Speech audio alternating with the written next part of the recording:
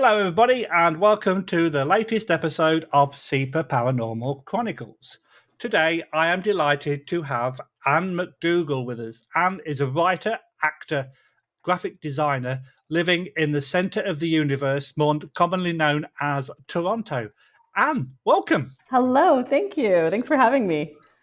Yeah, so the centre of the universe thing is a little bit of a dig at Toronto because they think they are centre of the universe, but they're not because Ottawa is. But that's just my personal opinion. In fairness, I am originally from Northern Ontario. I'm from the Thunder Bay area, so I'm willing to accept that Toronto is not the center of the universe, even though it is my home. Okay, so the new center of the universe is Thunder Bay. Okay, let's go with that then.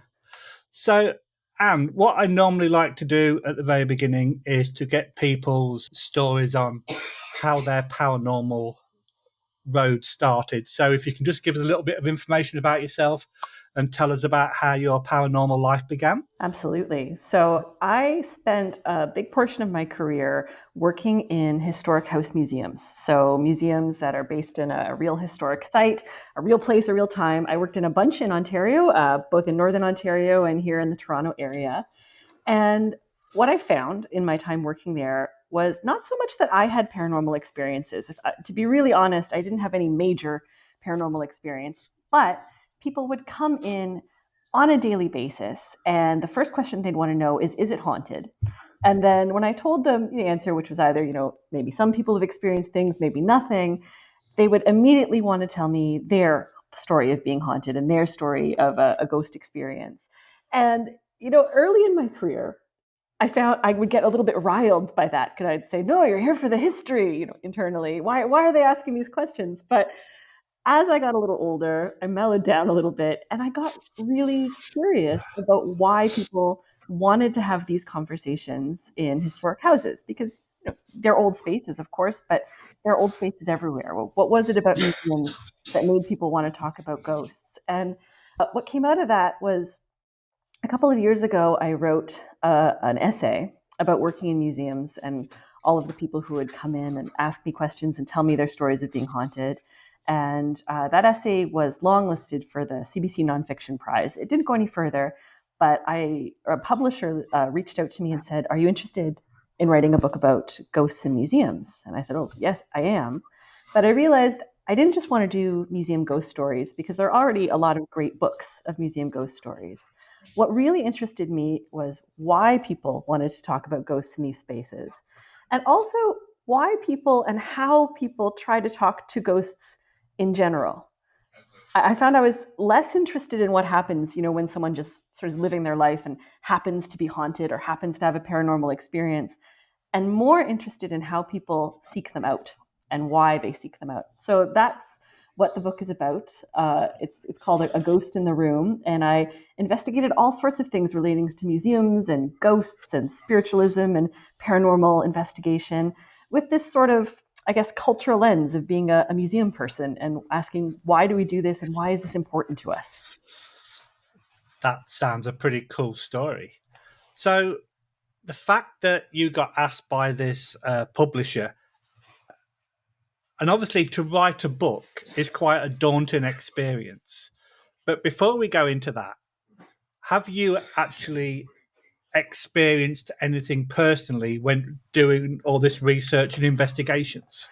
So I it's been a really interesting process because I went in and I had in museums, in these historic houses, the kind of experiences that a lot of people, if they're already inclined to believe in the paranormal, will say, yes, that was a ghost experience. You experienced the feeling of something watching you, you experienced a creepy feeling, that's a paranormal experience.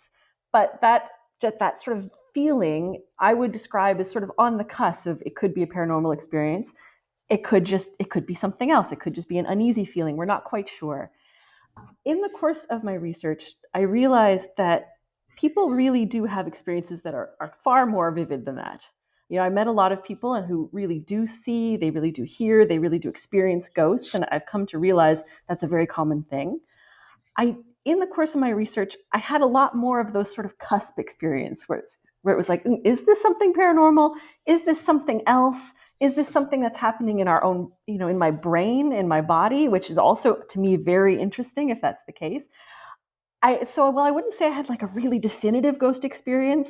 I was left with the feeling that there are a lot of things we don't understand about our own minds, about this research, about the universe that we live in. And so I was left maybe with more questions than answers, but in a way that I found very satisfying personally. And I can totally agree with what you've just said, because there was a long period of my life where I was the 100%, I nearly said cryptic, 100% skeptic was the word I'm looking for. Look, it's early on a Saturday morning. You're going to have to forgive me.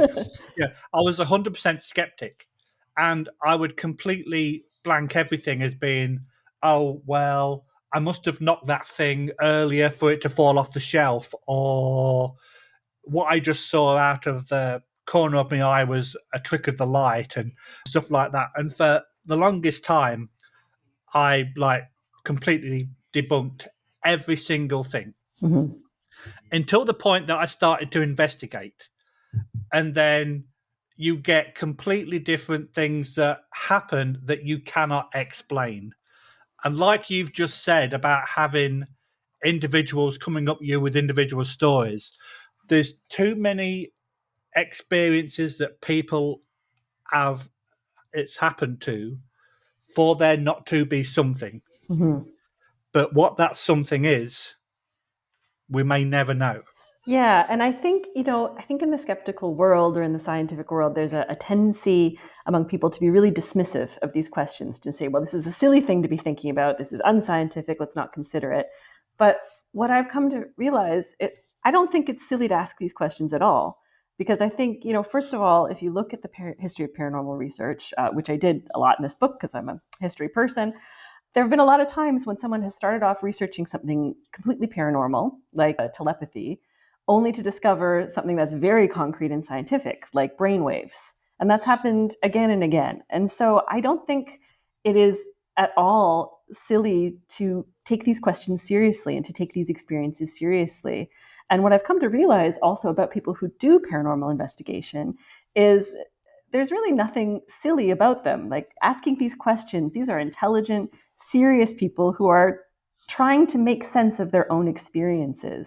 And I've developed quite a lot of respect for that in the course of writing this book. I could not agree more, because what SEPA do, we we will investigate the rational stuff first.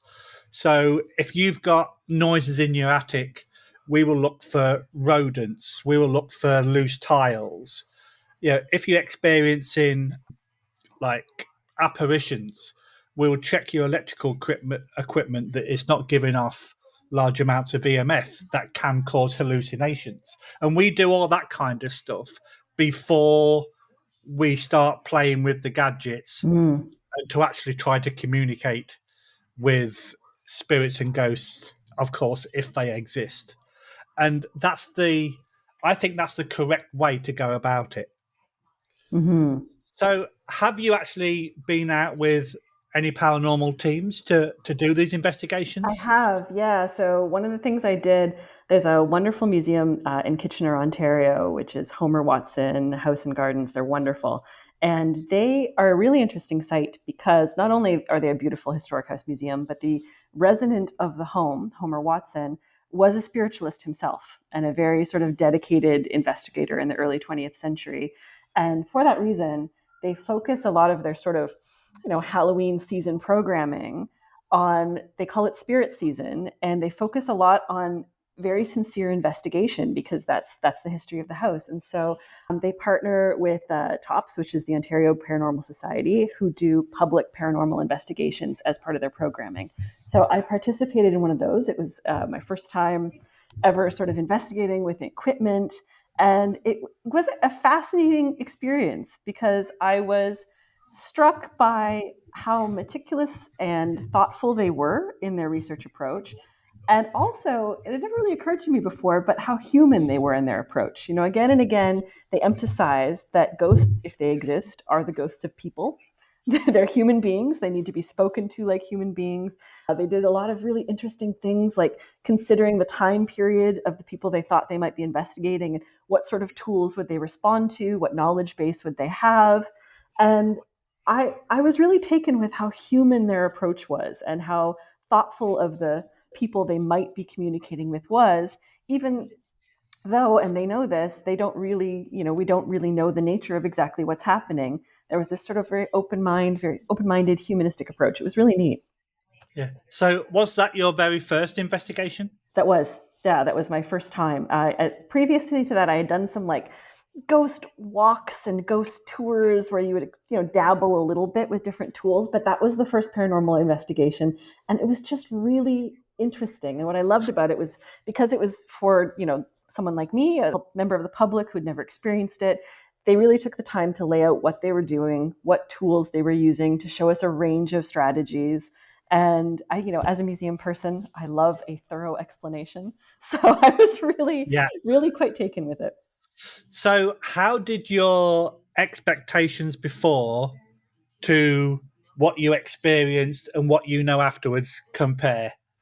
I would say I am much more respectful of the process. Like, I think I went in with a bit of preconception that, this is unscientific, this is maybe a little bit fanciful. And I came out feeling as though this is actually quite serious and rigorous to the point that it can be. We're looking for something whose nature we simply don't understand. And if you don't understand the nature of something, it means you don't understand really how to look for it. We don't know where it is. We don't know what the rules are. We don't know what the science is. And so we're sort of scanning this broad band of possible ways to communicate. And I have a lot of respect. A lot of early scientific endeavors involve a lot of looking in the dark and trying to figure things out, and taking the tiny scraps of information you have. And so I've come out with a real sort of respect and excitement for that work, if that makes sense. Yeah, it absolutely does perfectly. And like you've just said, there's a lot of gadgets out there, and we want to call ourselves scientifically based, so we do the science first. And we know that some of these devices that people use can be manipulated by walkie talkies, by cell phones. Mm-hmm. So we make sure that we completely remove those from the equation so that we're not getting any false positives. Mm-hmm. But then we have, like, say, my friend Logan, who's part of the team. He has so many different devices to trying to communicate. And one particular device that you're going to find really interesting. We went to a place in Brockville, nice, lovely, stately home, hadn't been investigated before. And there was one room that was described as a library stroke smoking room by the previous owner. And he had so you're aware of what a REM pod is. So there's many different varieties, and this particular REM pod was in the shape of a cigarette box, with the antenna was a cigarette sticking out the top. So we put it on the floor in the smoking room, and nobody was anywhere near it. And when I say nowhere near it, you're talking 30, 40 feet away. We were doing an Estes method, so with Mm-hmm. the headphones, yeah. Oh yes, I've And one tried of the that. yeah, that's really cool. And one of the guys that was doing the Estes method just came out with smoking, and as soon as he came out with that, the REM pod went off. Oh, interesting. Like I say, and there was nowhere near it. Logan ran across to make sure that there was nobody in the room, and as he started walking back, the guy doing the Estes said smoking again, and the REM pod went off again. So And it's like, fascinating. that is so cool. Can we debunk it? No, we can't. Yeah. But it's that kind of interaction that really gets people intrigued and interested in what we do. Even when you watch a few TV shows, it's some of it is a little bit corny, and you can go, "Oh my god, did they really do that?" But when you do it correctly and for the right reasons, you can have so much fun and you can learn so much information. Yeah, I think I was quite surprised by the difference between what I had seen on TV and what people are actually doing in the real world. There's a lot less running and shouting than Oh I yes, expected, and a lot more sort of meticulous sitting and watching and thinking and long hours. And I sort of like almost citizen science side of it. Like, I think we live in a world where people don't always feel empowered to try to understand the world around them. You know the things you learned growing up and you don't think necessarily too hard about it otherwise. And what I think paranormal investigators are doing right is asking deep questions about what is our world, how does it work, how do our experiences fit into what we know, and actually trying to find those answers. And I have a lot of respect for anyone who takes that approach. That's it. And sort of like when you go into work on the Monday and go, "Oh, what did you do at the weekend?" "Oh, I sat in a dark room talking to myself for a few hours." So like, sorry, you did what? So, a ghost in the room. You mentioned that you got approached by a publisher, Yes. and like I said earlier, to write a book is not an easy process. So, after this publisher approached you, what was your first steps with writing a ghost in the room? So I started thinking about my own experiences because I knew I wanted to look at the paranormal through this lens of museums. Because for a reason that I think, at least in my own museum practice, I'd never really thought about why do people want to have these conversations in a museum space? Why here of all places? You come with your school, you're going to learn about the 19th century. Why do we go to ghosts, and why do we go to ghosts so frequently? Like every single day, people would come in and ask about them to the point that it was one of the most popular topics of conversation, even though it wasn't something, in the museum we were trained on. It wasn't something that was in our history. And so I got really curious. And so I sort of broke the book into three parts. One part was my own sort of memoirs of working in museums, how that would relate to the paranormal, whether it was a paranormal TV show coming into a museum to film, or whether it was a Halloween program that we had put together looking at seances and the paranormal. That was sort of one bucket. The next was to look at other museums and what they're doing today. So, how do they handle ghosts in their programming? Because there's a real swing in museums. We always have to think about what is popular versus what is educational. And so there can be a real swing. Sometimes you do lots of ghost programming because it's popular and people want it. And then sometimes the pendulum swings back and you say, no, we're rigorous, we're historical, we're going to focus on only the facts. And so it's how do you navigate that boundary? And then the third sort of bucket that I brought that I think the publisher wasn't expecting at first was that I wanted to sort of investigate on my own, how do people do this? So, what are paranormal investigations? What are other techniques that people use? I wound up doing quite a bit of research into the Spiritualist Church, which is, of course, a historical body that did a lot of spirit communication, but they still exist today. And a lot of people, they take quite a different tack on this. It's a religion for them. And so this is their faith. And so I did a lot of hands-on, whether it was paranormal investigations, whether it was going to seances, going to spiritualist church services. And so I sort of organized those three things. And then I just went out and started doing things. And I realized pretty quickly that there was so much to write about because there's really not one approach to the paranormal. There's a lot of people doing a lot of different things out there and who are very passionate about what they're doing. So I did workshops and seminars and church services and investigations, and it was all, I would describe it as kind of weird and wonderful. It was all really, really fascinating, and that became sort of the core of the book, was this sort of investigation side of it. So, when did this actually start to be created? So the original essay I wrote was in 2022. And then about 6 months later, I was talking with the publisher and things were not nailed down yet. It wasn't necessarily going to be a book, but I decided I wanted to write it. This was a topic I had actually been fascinated with for a while. During the pandemic, I found a book from the early 20th century, just around the turn of the century, that was written by a magician named David Abbott. And it was a book of tricks used in seances by fraudulent mediums in seances. And it was written as an informational book, basically to warn people away from these.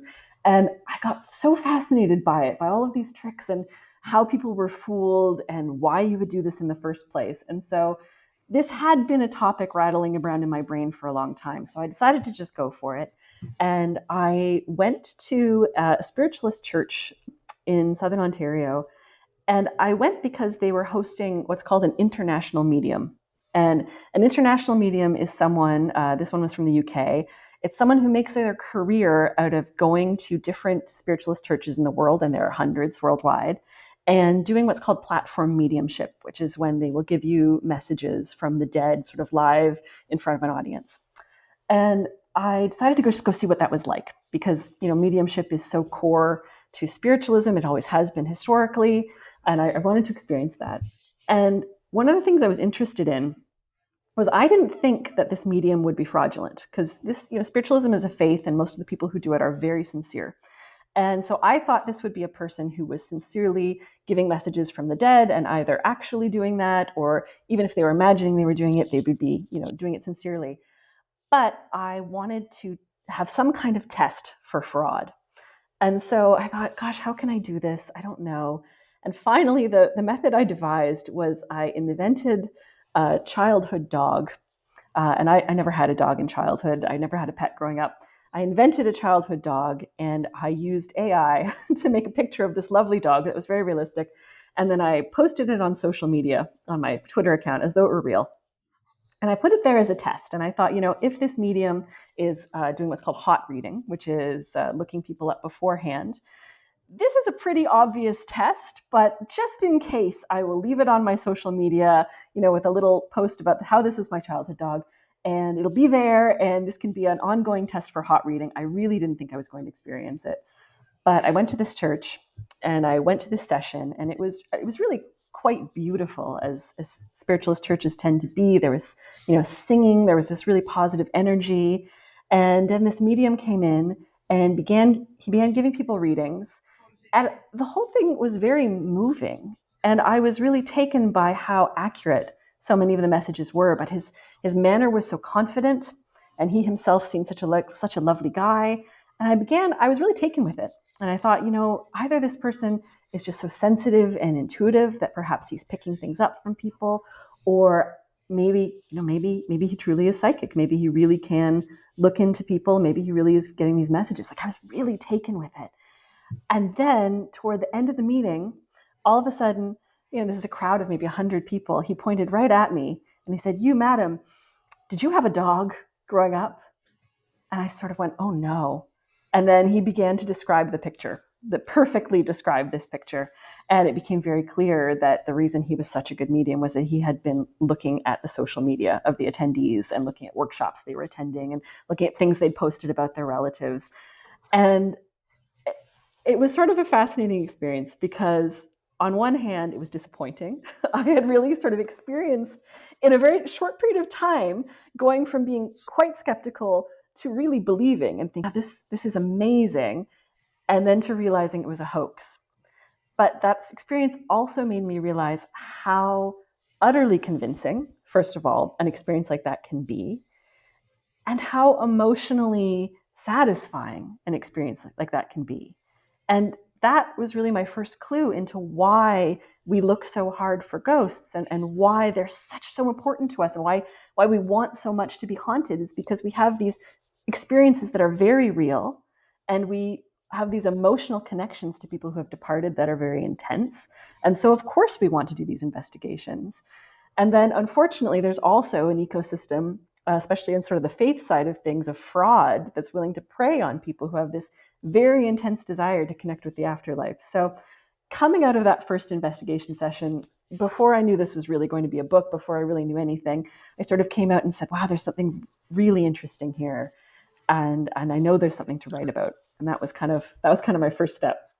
Yeah, and what after what you've just said, that also tells me there must have been a way that how he knew who was going to be in attendance. So the location were obviously involved with that as well. Yeah, Because yeah, yeah, I he's not think, just going to go through random yeah. social media pages because he's not going to know who's attending. So if he knew that you was attending, somebody must have told him. That's it. And when I walked in, someone was standing on the porch and holding a clipboard and going down the clipboard, and they asked me my name. And so, of course, I think what happened then was that he saw the name, knew I was ticked off, looked at me, and honestly, must have quite a good memory for names and faces. and Yeah. gone, oh yes, that's Ann McDougall. That's the lady who posted about the dog. I, I was actually a little bit surprised that he didn't suspect the dog tweet as suspicious because I posted it right before, the day before I Yeah. went. But I think on the other hand, this is probably someone who's not used to being debunked because he's working in a space where people come in with a very high level of belief. Like it's a space where people want to believe, where they deeply want to reconnect with loved ones, where they've maybe had paranormal experiences that make them believe in the first place. And so they're not necessarily going in with a mind towards skepticism and debunking in the first place. And I Yeah. think, unfortunately, that allows frauds to thrive. There's this sort of, I think, a small ecosystem of frauds who prey on these people, but then also a much larger group of people who are sincerely trying to communicate and investigate and figure it out. And, I do want to say that just because those frauds exist, it doesn't discredit what everyone else is doing because No. most people I met were deeply sincere and having these experiences they couldn't quite explain and trying to find a way to explain them and to understand them. And that I have profound respect for. Yeah, because I know of an individual who's one of the biggest skeptics in the world, and he's quite renowned on UK and now US TV.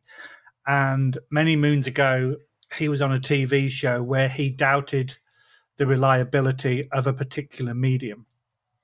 And what he did, he created two names and put them on a document on a table.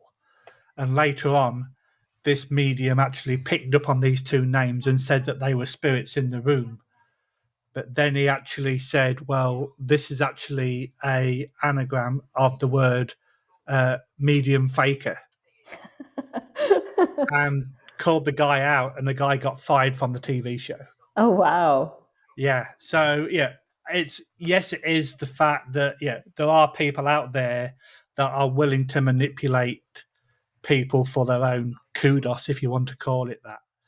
So, did you actually do anything with the information that you found? Did you kind of Oh, send them did I send them an call them up? email and just I yeah, didn't. And that was for two reasons. One was that I was at the beginning of my investigation. And so I didn't want to, I knew I wanted to go to other spiritualist churches. I knew I wanted to interact with other mediums. And it is a small world, if that makes sense. So I didn't want to tip my hand and put other mediums on their guard. And then the other reason I didn't, to be perfectly honest, is that I didn't think it would make a big difference. But what I found was that when people are truly believing, when they're really, really focused in their belief, they are aware of the presence of frauds, but they will rationalize fraud to sort of support this belief. And I understand that because this belief, it's really rooted in a desire to reconnect with the people you love. You don't want to hear that it's wrong. You don't want to hear that perhaps you've been fooled, especially if you had an incredibly profound experience. And so I found that when people were confronted with tales of fraud, there was a real tendency to rationalize them as, oh, you know, maybe she got that information from you psychically. You hear that a lot. Someone would say, oh, yeah, it was fake, but it was in your mind. So they got it from you psychically. I found actually throughout my research that debunking the paranormal often is less effective than you would think. Like there are a lot of cases. One of the things I investigated was, or looked into the history of, was Mackenzie House here in Toronto, which is a wonderful historic house museum, one of my favorites. But it has this really intense reputation as being the most haunted house in Canada or the most haunted house in Toronto. People really walk around with that belief. You hear a lot about Mackenzie House. And in my research, I found that in the 60s, there was a flurry of media coverage about Mackenzie House being the most haunted house. There were a lot of newspaper articles, and there were also there was a TV spot on CBC, and that's where that belief comes from. But a couple of years after all those articles came out, a couple of years after the TV spot, someone spoke to the Mackenzie Homestead Foundation, which was the original foundation that built the museum, and they admitted to a newspaper that the ghost story was entirely made up. It was just a hoax. They had hoped that they might get some local media coverage and drum up publicity for the new museum. And then it got out of control, and it was picked up by Oops. newspapers across the country. It was picked up by newspapers in the US. It became this huge thing, and it went out of control. And so they fully admitted to this. And the wild thing is, it didn't matter. Like this was a completely debunked thing. And if you speak to staff at Mackenzie House today, they'll happily tell you about the perception of the house being haunted, but they themselves, they don't have these experiences. It's just, at least to them, not a particularly haunted house.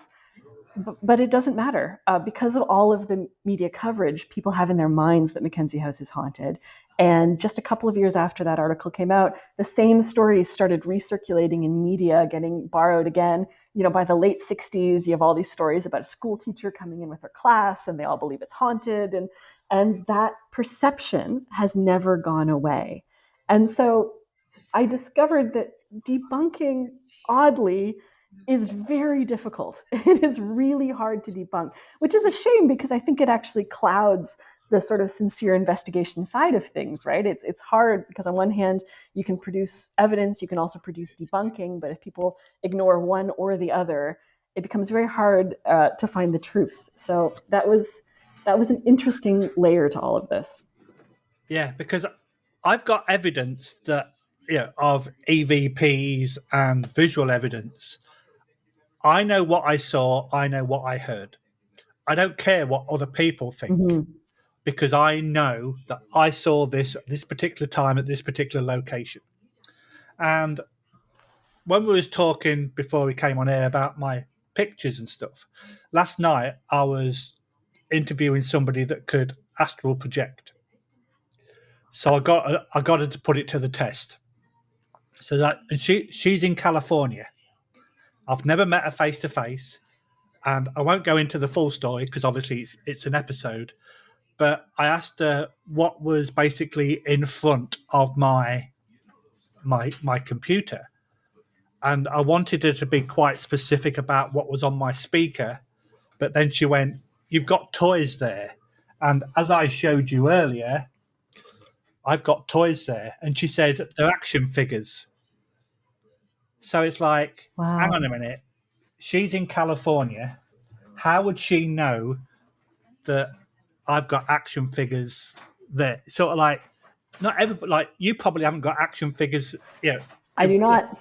exactly. So how would she pick up on something like that? There's a few other things. She got a couple of things slightly wrong, but there was a couple of things, and I'd like to say, I'm not going to tell you now. I might tell you off air later.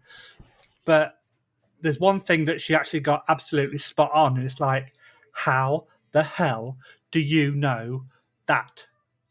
So there's got to be something into it, 100%. And I was working with a medium in February and was at a little jail just between here and Montreal, near a place called Hawkesbury. And she was saying, "Oh, there's 3 floors to this jail." And I went, "No, there's the ground floor and the first floor." She went, "No, there's 3 floors." And she was adamant there was 3 floors. And I knew that the last 3 people to be hung in that jail were buried in the courtyard, but I did not tell her that Wow. because I like putting these things to the test. And she's going, "No, there's 3 floors." And I went, "No, there isn't. There's only ever been 2, the ground floor and the first floor." Or, in North Yeah. America, the first floor and the second floor. Right. But then at the end, she went, "Is there anything you want to tell me?" And I went, "You mentioned about there being 3 floors." She went, "Yeah." And I went, and there was a lot of snow around, so she didn't manage to go into the courtyard. So she may not have picked up on the 3 guys that were buried. And I went, "The courtyard, there's 3 people buried." And she went, "They're buried about 6 foot under, aren't they?" And I went, I guess so, because she went, "There's your 3rd floor." Oh, wow. And it's like, she did not know about the people being buried there. Well, you'd like to think she did not know, Yeah. but she didn't definitely say, "Oh, there's 3 people buried in the courtyard." She was just pushing this 3rd floor scenario. Interesting. Yeah. So, and it was like, if you had looked up on it, you would have known that 3 people were buried. But she didn't come out with that. She didn't, because Yeah. we'd like to say we didn't really touch the courtyard. So the fact that she said there's a 3rd floor, Yeah. and it kind of like I was really impressed with that. That's fascinating.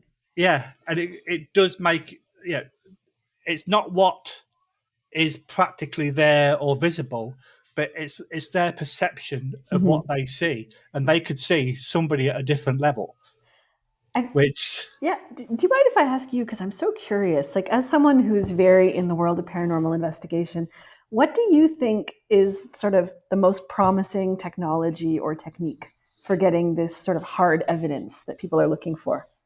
that. Hang on, I thought I was asking you the question. Sorry, Okay, I know I'm flipping this on you, but I'm so curious. yeah. So that's a very difficult question to ask because there's a lot of technology out there and a lot of gadgets that are just gadgets for the for people creating them to make money. Hmm. If you buy a gadget that's got the word ghost or spirit at the beginning of it, you can guarantee it's going to be more expensive. Hmm.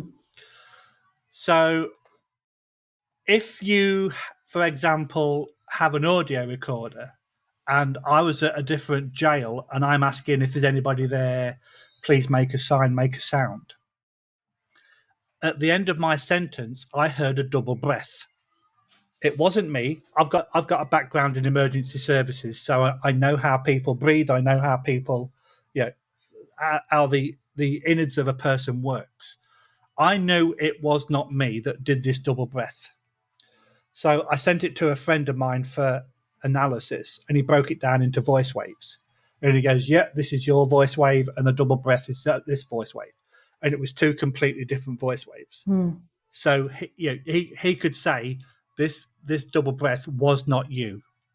So I'm not a big fan of some of the devices that are out there, but audio devices, even though they can be altered and adjusted, an audio device will pick up a lot of like evidence that you don't hear in real time. Mm. So yeah, I absolutely abide by the basics. But then you've got something like the spirit box, which is yeah a white noise device. You've done the Estes, so you know Yeah, what I'm talking yeah, about, and it scans radio waves. But people could say, well, it it's picking up the odd words from the radio station, which yeah, okay, it may be doing that. However, I'm a firm believer in whatever words are coming out of any device, whether it's an app, a spirit box, an ovulus, or whatever, you should not and cannot fit the words to the investigation. The words have to fit the investigation. And a mm, perfect example of that, if you ask what day it is and it comes up with a day of the week, it probably doesn't have to be the correct day of the week. But if it comes out with a day of the week, that is still relevant.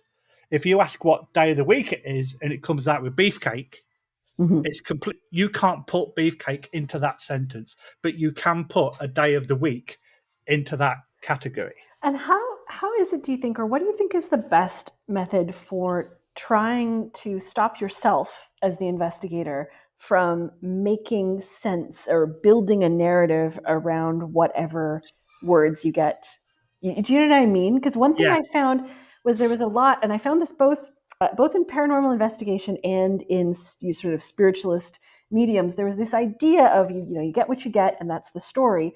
But I found it was hard not to try to build whatever words you get into a story. And one of the things I wrote about in the book is that I'm an actor and I have a background in improv, and in improvising, it's very much about the brain's ability to get whatever stimulus and you just go with it. You build a story around it, and I think like our brains are these natural pattern making machines. And I found myself whenever we were doing investigation or getting messages, there was this real impulse to go, okay, I got the word water, and water kind of makes sense because this might have been near a river, and there's a real desire to build a narrative. So, how do you, as an investigator, guard against that? again, I'm asking the questions. Sorry. I don't know if you can tell how much this Yeah, fascinates me. I know. So that's a very good question. But what I'm also a firm believer in, and if you haven't heard of these expressions, please tell me. You've got pareidolia and auditory pareidolia. Mm-hmm. So for those that don't know, pareidolia is the face of Jesus on a toast, Yeah. or you spill something and you see a face on the floor, that or the face of a devil in flames. Pareidolia. If the brain does not know what it's looking at, it will try to make it into something that you understand. Mm-hmm. Hence, it will try to change it into a recognizable feature like a face. Yeah. Auditory pareidolia is exactly the same. If you hear a noise that sounds like something, your brain potentially could make you hear that sound. Yeah. And a perfect example of that, we were investigating at a jail and there was a spirit box kind of device. And we like putting these things seriously to the test. And my friend Logan said, yeah, if you are here, please call out one of our names. And there was three of us. There was myself, Lee, Logan, and Volta. Volta is not a common name. The guy's from Mm-hmm. Brazil. And there was some noises coming out, and then we heard what sounded like "oui," as in yes in French. So Logan goes, "Okay, we just heard "oui," and I went, "Potentially, Mm-hmm. but could it also have been trying to say Lee?" And Logan's going, "That's a very good point." But there are certain examples of spirit box interaction where it does come out with a perfectly clear word. Mm-hmm. So again, I was at one of the locations, got the spirit device, and I asked how many people had died in this cell. And pure and clear came out was the word "four." Was it related to the question? Possibly. Mm-hmm. Can I categorically 100% prove that it was not a coincidence? No. Right. But the word "four" came out and it was clear. So there are examples of a absolute clear word coming out that is in relation to the investigation that you're carrying out. But a lot of them are noises that sound like words, which that's very difficult to decipher to what that word's saying. And I was at another investigation at a place near Mississippi Mills, the other side of Ottawa, and I'm walking in a room by myself, and I just hear psst, like someone's trying to get my attention. Oh, wow. I've got a body cam, I've got a camera, and I've got an audio device. I heard it with my plain ears. I automatically spin round because I think that someone's trying to get my attention, and there's nobody about. Wow. I then go, right, did I brush past a table or a chair? So on the camera, you can see me walking back and forth to try to replicate that, and I couldn't replicate it.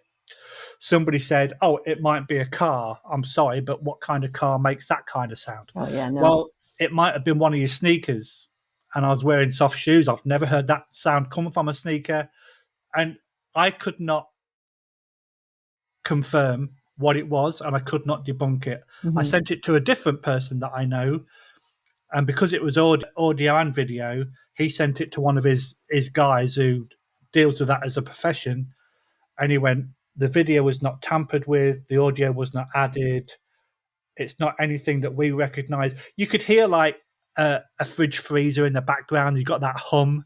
Yeah. You could hear a high pitched of a smoke alarm that the battery needed, like that beep kind of thing, but it wasn't anything like that. It was a basic psst, and we cannot debunk what that is. Wow.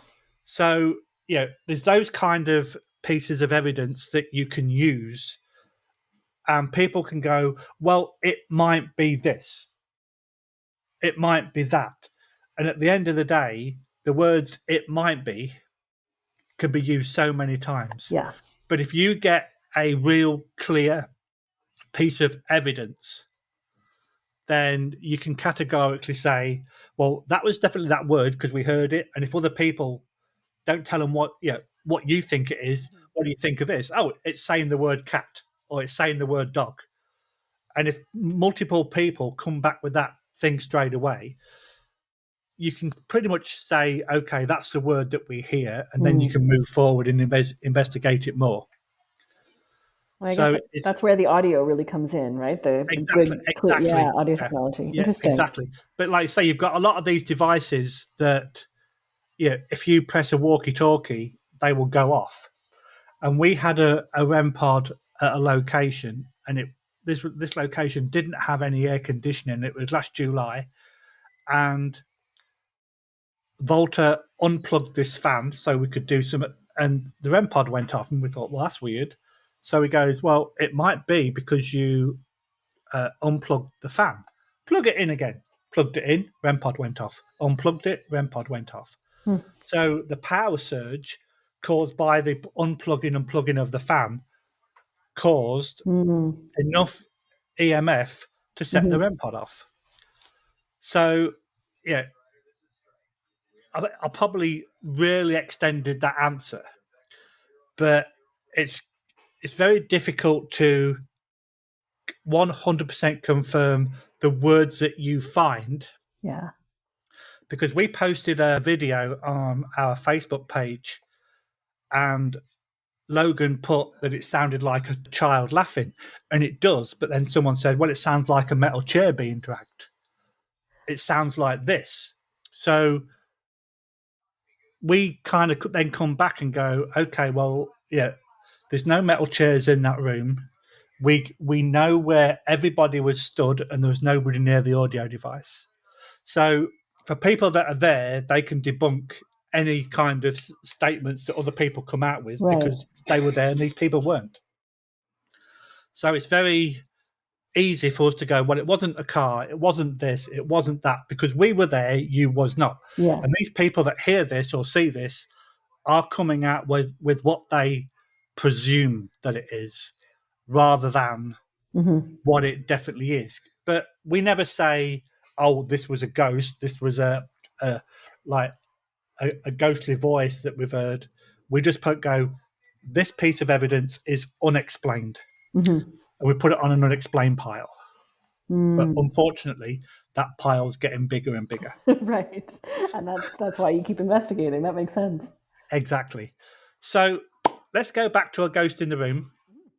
Do you want? And there's no point in telling me the whole book, because otherwise people won't buy your book. But if you want to, just give us a little bit of an insight into a couple of the stories that piqued your interest. Yeah, absolutely. I did a lot of historical research, and one thing I realized in that research is that the history of spirit investigation and sort of spirit communication in Canada is really rich. It's really interesting. So, in the sort of late 19th, early 20th centuries, there are all these stories about prominent Canadians and prominent Torontonians who got really into this idea of communicating with the dead. You see a lot of people like, famously the Prime Minister of Canada, William Lyon Mackenzie King, was a sort of closet spiritualist and was conducting seances, throughout his late adult life. But what I learned is it's not just him. There were a lot of people. Mary Fulford, the widow of a prominent senator, was holding a lot of seances. She actually introduced King to the idea. And I also found this fascinating story of a man in Toronto in the 1870s who unfortunately died as the result of a seance gone wrong. He got wrapped into, he started attending seances. He became really interested. And one of the reasons he kept going back was when he went to these seance rooms along King Street here in Toronto, he kept seeing prominent Torontonians, so men who were like leaders, political leaders, captains of industry. And so he took it as, very legitimate, and he really saw how popular it was. Unfortunately, he fell in with a fraudulent medium who promised to give him a spirit manifestation, so promised to actually manifest the face of his friend, and he promised that his dead friend would not only manifest, but write answers to questions in letters made of light in the air. It was an incredibly compelling promise. And so they went to a hotel here in Toronto, and they started the seance, and he saw this ghostly face. And then he started hearing the medium screaming for help. And what happened was the medium was using white phosphorus to create a sort of ghostly glow. It was fraudulent. And the thing about white phosphorus is, under the wrong conditions, it's extremely flammable. And so it started a fire, it caught the building on fire. This poor, lovely man, he actually saved the medium's life, even though he was a fraud, by scooping up the burning material and putting into a bucket of water. He probably saved the building. And in that time period, Toronto had a lot of major and very destructive fires. So it was very heroic. But the white phosphorus, it's really nasty stuff. If it gets on the skin, it burns you deeply. And so he wound up with these horrible burns and he eventually died. And so that was Canada's first fatal seance in the 1870s. Wow. It's a wild story, and I found a lot of stories of this type. Like, Canada has this really fascinating paranormal history, this real history of investigation and discovery, and unfortunately frauds, but also successes. And it's really, I found a ton of fascinating history. It was, to me, this was a surprisingly rich subject. Every time I sat down to write a chapter, whether it was about, and my chapters were about different things. They were about channeling, or about haunted dolls, or about automatic writing. Every time I had a topic, I would think, gosh, this topic, it's so narrow. I'm not going to find anything. I found everything. Every time I found too much to write about. It's such a rich history of our desire to contact the dead and our investigations into the paranormal. There's so much here. The book isn't just about Canada, it is about sort of the whole world, but a lot of it wound up focusing on Canadian museums and Canadian history. And I found that it's just such a rich history for us. I was really surprised.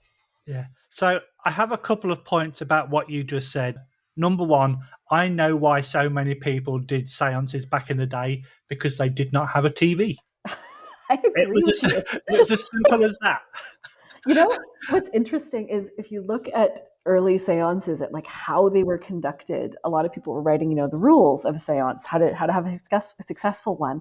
And especially before the 1920s and before the sort of rise of mass media and movies, often the procedure involved sitting in the dark for like an hour before anything was expected to happen.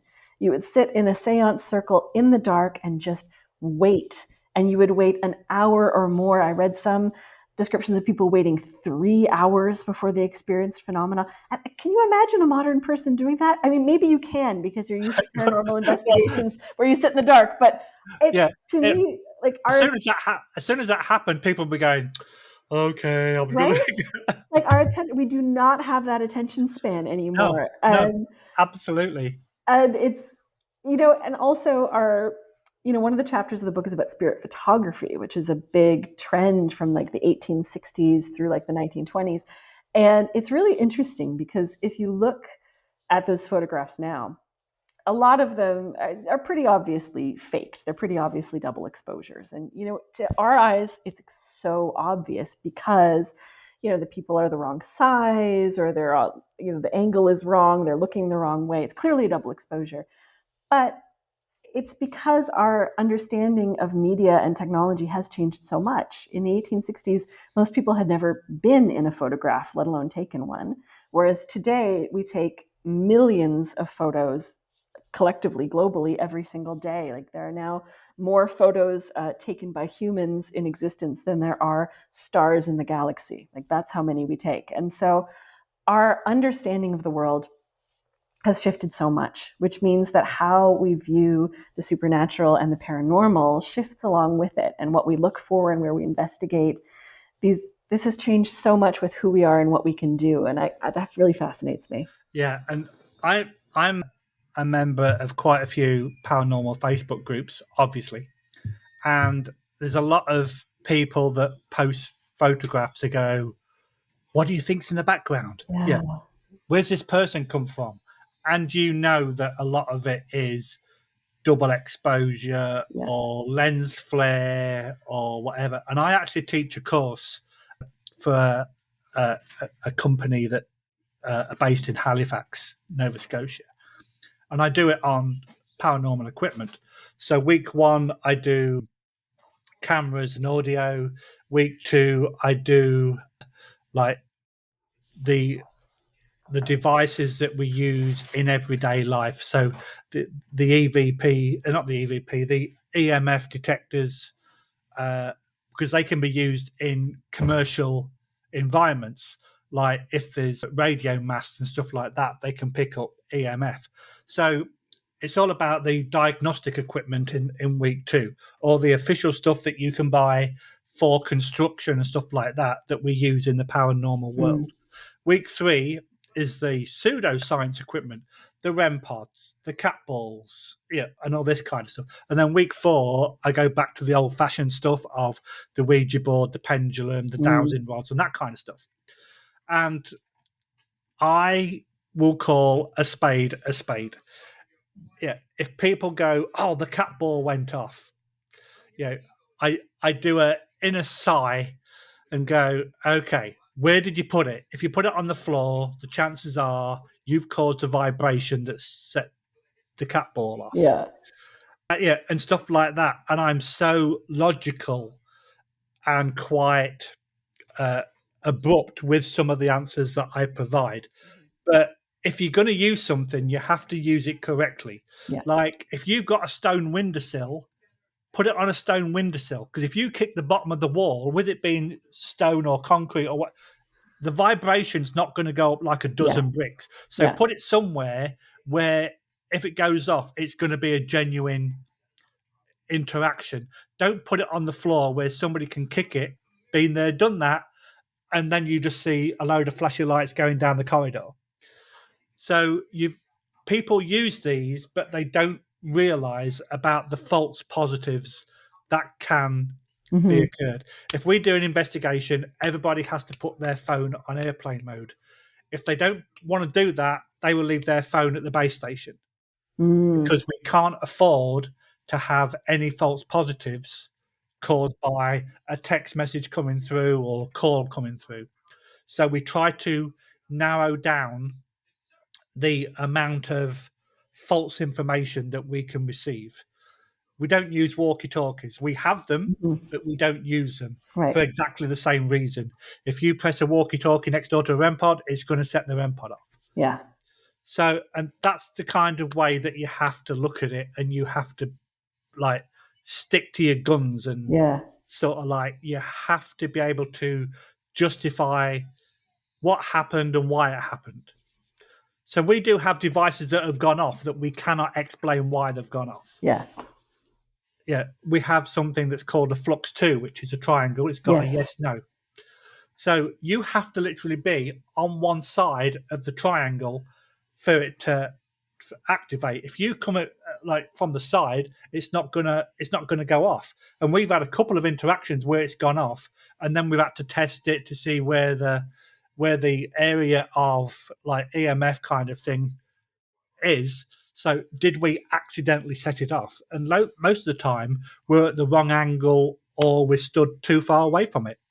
So we can't explain it. Yeah, and it takes a certain amount of rigor, doesn't it, to really sort of keep all of those variables under control. And also, I imagine you have to also be very conscious of yourself and of not wanting to take, just because you want something to have existed, to be sort of conscious of when you might be biased and correct that to the best of your ability. That's it. Right? There's a lot to it. And if you kick something or if your stomach grumbles, come out and say it. Yeah.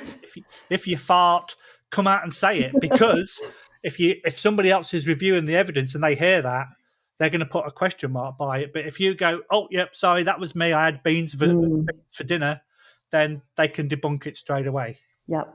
And I think it can be difficult to do that too, in certain circumstances. One of the things I did was I attended a table turning workshop. And table turning, sort of in the 19th century, 1850s especially, was really popular as a way of spirit communication. It's when everyone sits around a table, places their hands on the table. This predates the Ouija board, but it's a similar concept. It's the idea that the table will be shaken and moved by the spirits.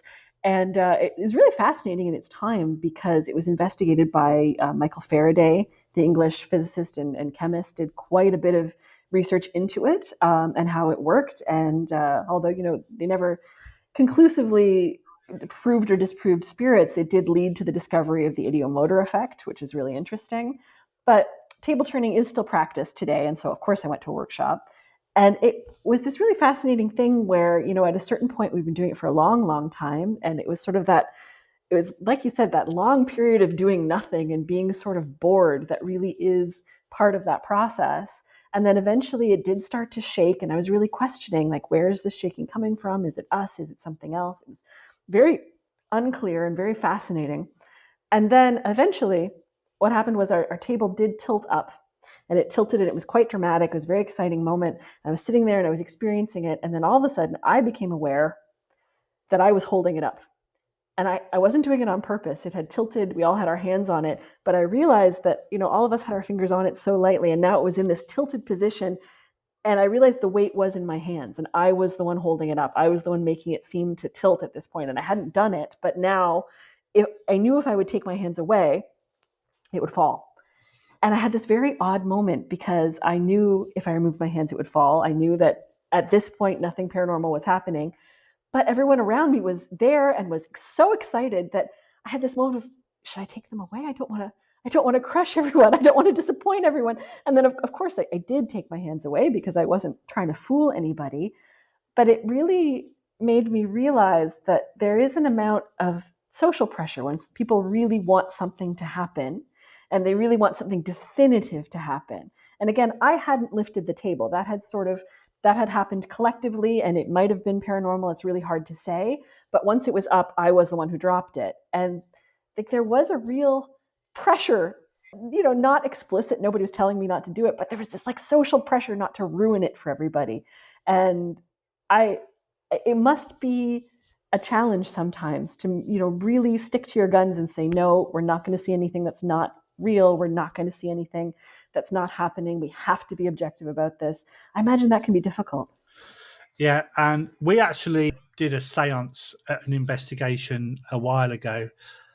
And when we posted the video, one of the first comments was, "Oh, you're playing with toys now, are you?" And then we just commented, "Watch the rest of the video." Because as soon as they saw it, they stopped watching it. Oh, wow. And they went, "What do you mean?" And I went, "Look at the rest of the video." And we actually had the three people doing the séance were blindfolded. Mm-hmm. So there was no internal manipulation. Oh, interesting. For them to move the planchette. And did the planchette with blindfolds on, did the planchette spell out real things? Didn't No. move. Yeah. We actually did the same experiment as part of the book. There's a chapter on Ouija boards, which I find fascinating. It was actually sort of my starting point for writing because at one point in my career, we did a museum event that was sort of about historical methods of fortune telling and connecting with the dead. So we did Ouija boards and we did tea leaf reading and we did crystal balls, and all of it was in this sort of museum-y way where we educated people and then they could come in and try it, and they all it was a great experience. And I found that people they loved the crystal balls, they loved the tea leaf readings, and they were terrified of the Ouija boards. So I wound up writing about, why is that culturally? Why is this object scarier than others to people? And there's a lot of like media reasons for that. But it was really interesting because one of the things I wanted to know was, how do they work if you're blindfolded? So I got a group of friends who often does a games night together. And I said, all right, we're going to do a really weird board game. And so we used the Ouija boards and we got some very coherent answers. And then we did them blindfolded. And just like you, we got no coherent answer at all, which I thought was really fascinating. Yeah. And I think if people are not blindfolded, even though people do not realize they're doing it, the subconscious is probably moving it to where they want. So, like I say, to blindfold somebody, you're taking away that sense because you're then not going to know if That's the right. planchette is moving, where it's going to. So, we love doing stuff like that because it does put that kind of stuff to the test. And I love that kind of stuff because I think even though it doesn't necessarily answer a paranormal question, it is so revealing about how the human brain works. And if there's one thing that I took away from writing this book, it's that our brains are so weird and so interesting, and they do all of these things subconsciously that are beyond our awareness and are so fascinating. So I think that's a really interesting piece of this whole puzzle is we're investigating our world. We're also, to a degree, investigating our own minds and our own perception of the world. And I think that's Exactly. very worth doing.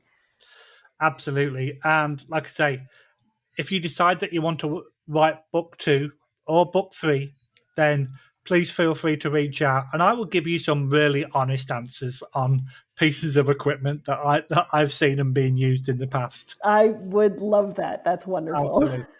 Okay, and we are coming towards the end, unfortunately. Yeah, I'm actually but can't believe that we've been talking for over an hour. It's flown by. Thank you so much for having me. This has been fascinating. Okay, so the killer question: when's the book out? Where can people buy it? Yes, so the book is out next month. Its official release date is November 7th, but actually you'll be able to find it in a lot of bookstores, especially in cities before then. But officially by November 7th, you should be able to find it anywhere fine books are sold. You can buy it on Indigo, you can buy it online. It's called A Ghost in the Room, Supernatural Adventures in Historic Houses by me, Ann McDougall. Oh, that is you. Oh, yeah, right. That's why you're here. So I will arrange for you to sign a copy and send it to me if that's okay. I would love that. We'll arrange something. Okay, Anne, it's been an absolute pleasure. I could talk to you for another hour, but unfortunately, I do have to go to the store to do some chores. Well, same. Thank you so much. No problem. Like I say, it's been an absolute pleasure. You have a great rest of the day, and we will definitely be talking in the near future. Thanks very much. Take care. Thanks, Lee. Bye. Bye-bye.